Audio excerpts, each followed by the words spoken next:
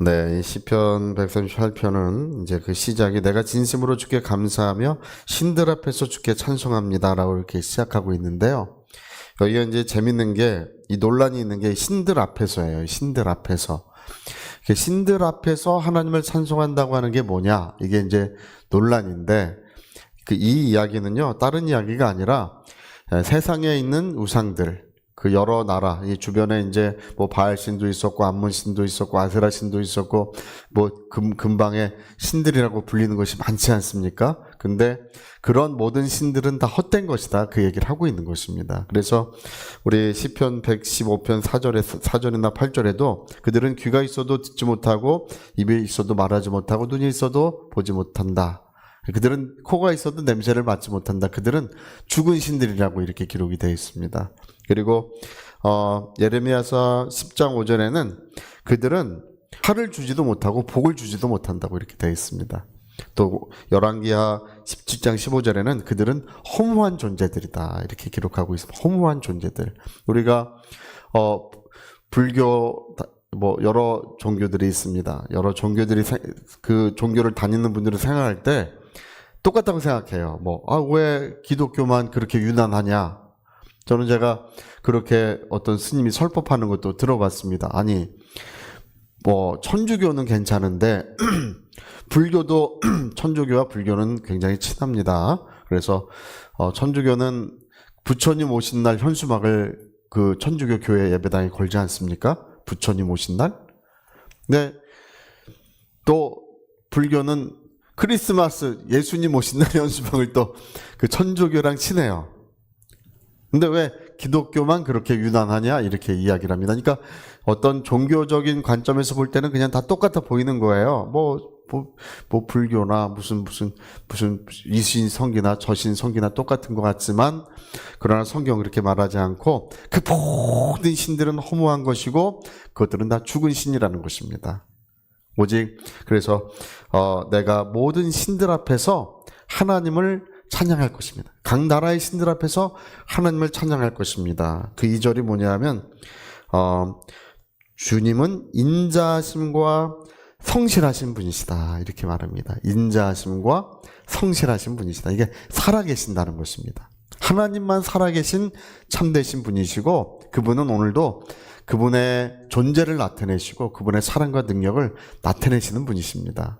여기 시편 138편에서 여기서 말하는 인자와 성실은 뒤에 다시 설명이 돼요. 다른 곳에서 말하는 인자와 성실과는 좀 다른 의미를 갖고 이제 여기다 이 말을 사용했습니다. 그러니까 뒤에 설명이 되는데 모든 신들은 다 죽은 신들이에요.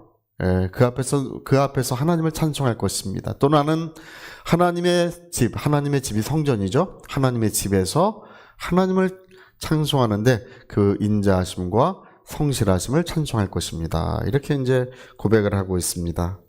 그래서 하나님은 3절에 보니까요. 우리 3절 같이 한번 읽어볼까요?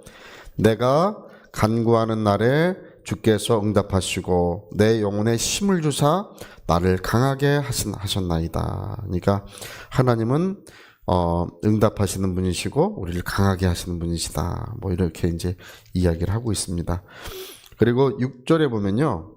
이게 이제 인자하심과 성실하심에 관한 이야기이기도 한데 6절에 보면 자, 우리 6절도 같이 한번 읽어보겠습니다. 여호와께서는 높이 계셔도 낮은 자를 굽어 살피시며 멀리서도 교만한 자를 아심이니이다.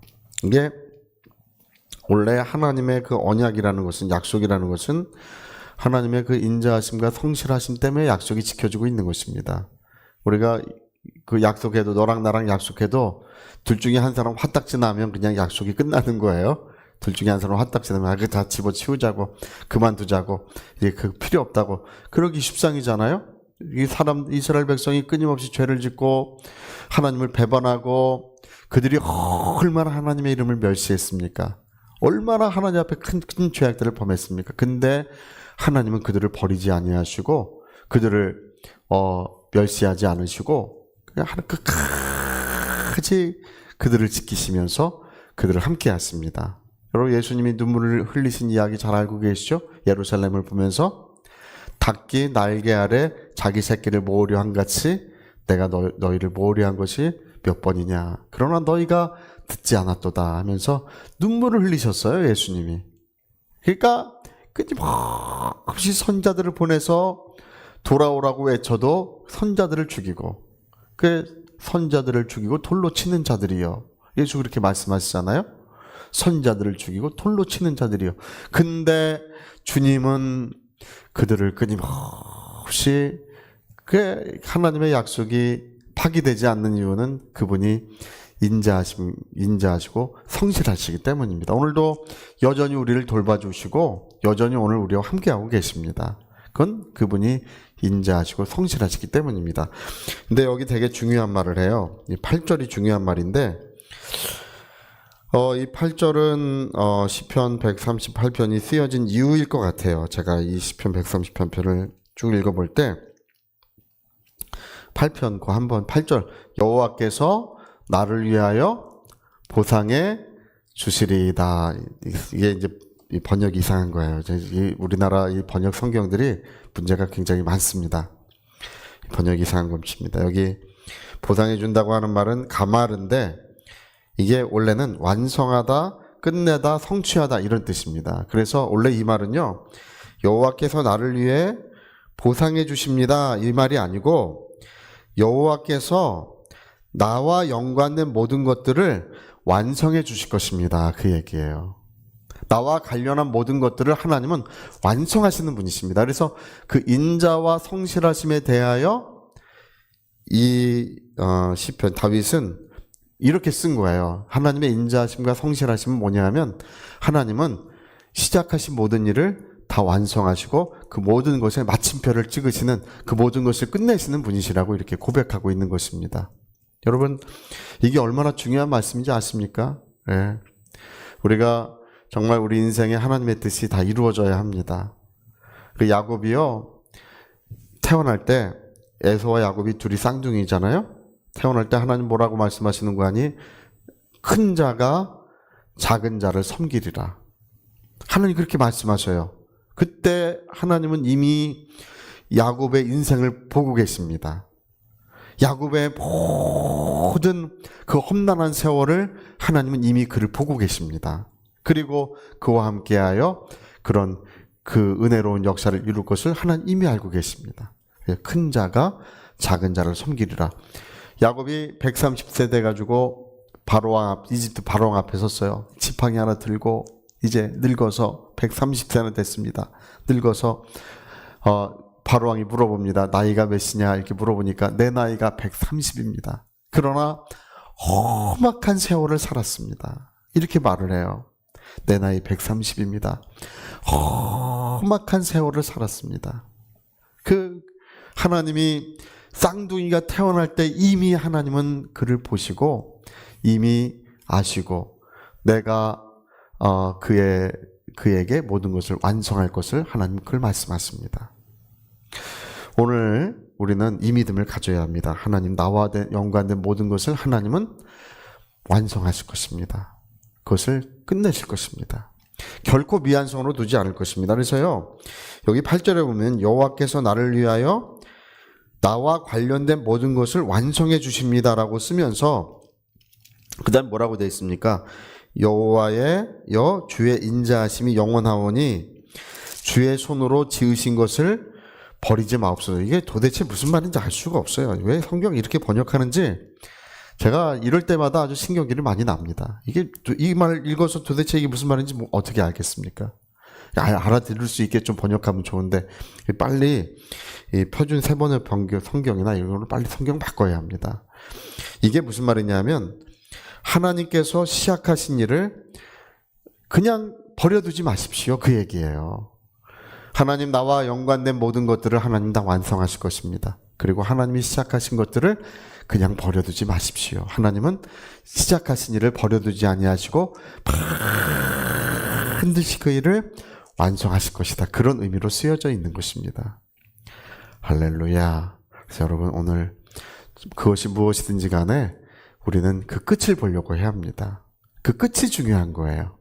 우리 기도도 그 끝을 보려고 하고, 하나님의 은혜도 그 끝을 보려고 하고, 하나님의 능력도 그 끝을 보려고 해야 합니다. 저는 주에 신령했던 일꾼들, 성령 충만했던 일꾼들, 많은 주의 일꾼들이 그 끝에서 넘어지고 무너지고, 그래서 하나님을 크게 실망시키고 하나님 나라를 어렵게 하는 일을 많이 봤습니다. 많이 봤습니다. 끝이 무너지는 사람들을 많이 봤습니다. 네, 여러분, 그 끝이 가장 아름답고, 끝이 가장 복되고, 그 끝이 가장 영원로운 사람이 진짜 하나님의 사람이에요. 그게 진짜 하나님 사람입니다. 오늘 성경이 그 이야기를 하고 있는 줄로 믿습니다. 하나님, 그 끝을 보게 하소서. 모든 것이 아름답게 완성되는 그런 하나님의 날을 반드시 바라보게 하시는 그런 역사가 여기 기록되어 있는 것입니다. 그래서 여러분 옛날에 그 슈베르트라고 하는 사람도 미완속 교향곡을 남겼어요. 교향곡을 썼는데 그 교향곡을 미완속으로 남겼습니다. 그게 비장조인데 제가 자세한 이름은 기억 안 나는데 그걸 남겼는데 원래 4악장을 써야 되는데 2악장, 이 천재적인 사람도 2악장까지밖에 못 썼어요. 2악장 쓰고 그거 자기 친구한테 보냈는데 37년 동안이나 그게 책상 속에 묵어져 있었습니다. 그걸 완성을 못했어요. 그래서 미완속 교향곡이라고 이렇게 남겨져 있는데 아무리 사람이 천재적이고 아무리 똑똑해도 왜냐하면 31살에 죽었어요. 이 세상에서 가장 위대한 음악가 중에 한 사람입니다. 근데 그거를 쓰려고 아무리 노력해도 잘 안 돼가지고 4악장 중에 2악장까지밖에 못하고 그리고 죽었어요. 사람은 자기가 시작한 일을 끝낼 능력이 없고 그걸 아름답게 만들 능력도 없고 그냥 다 부드럽게 만드는 것 뿐입니다. 그러나 하나님은 자기가 시작하신 일을 끝까지 이루시고 역사하시리라. 우리 성경 한 구절만 이제 읽고 마치겠는데요. 빌립보서 1장 6절에 우리 속에 착한 일을 시작하신 이가 그리스도의 예수의 날까지 그 모든 것을 이루실 것을 우리는 확신한다고 했습니다. 우리에게 착한 일을 시작하신 이가 모든 일을 이루실 것이다. 여러분, 기도한 것들도 하나님이 이루시고 우리가 정말 누구를 축복했다 할지라도 그 축복한 것을 결코 불러서면 안 됩니다. 하나님 반드시 축복하시리라. 반드시 그 모든 일을 완성하시리라. 그것이 바로 인자하심과 성실하심이고 그것이 바로 모든 죽은 신과는 다른 거예요. 죽어있는 신들은 그럴 능력이 없어요. 그러나 하나님은 인자하시고 성실하신 분이시고 시작하신 일을 끝까지 그 은혜를 이루시는 분이라는 걸 그걸 믿습니다. 자, 우리 같이 한번 기도하시겠습니다. 우리 한번 기도하실 때 오늘 시편 138편은 굉장히 특별하게 다가오고 있습니다.